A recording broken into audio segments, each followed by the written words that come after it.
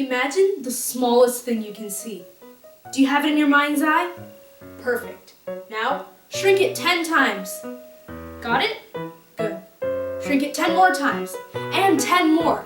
And what you're looking at now is a nanoparticle. A particle on the nano scale, 0.000000001. That's tiny. There's a huge variety of application for nanoparticles. In this video, I'm going to address two main ones: nanoparticles in everyday life and nanoparticles for drug delivery. Scientist Paul Westerhoff investigated the prevalence of titanium dioxide nanoparticles in various foods, finding that candies, cookies, and powdered donuts have the highest levels. But what are titanium dioxide nanoparticles doing in my favorite snacks? Turns out that titanium dioxide nanoparticles make things whiter.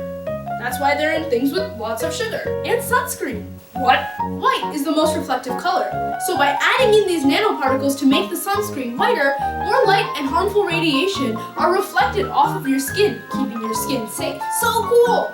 Literally. Another huge area of application for nanoparticles is drug delivery. Because nanoparticles are so small, they can get into all these tiny places that larger particles just couldn't. I've actually been doing research in the BEAT lab at Case Western Reserve University in creating biodegradable nanoparticles that take a drug to a clot and help break the clot up. On the one hand, you have current standard solutions in which huge amounts of drugs are administered, hoping that some small amount will get to the site of the disease and do its thing. On the other hand, nanoparticle solutions change this whole paradigm. For example, Doxil, an FDA-approved nanoparticle drug delivery system to treat cancer. There are so many advantages to using nanoparticles that protect the drug and often take the drug to the site. Less drug, less expensive. More targeted, fewer negative side effects elsewhere in the body. Administering nanoparticles is often less invasive than the alternative. Nanoparticles have significant promise in changing the materials we use for everything: the food we eat, the medicines we take, the sunscreen we use. There are concerns right now about nanotoxicity,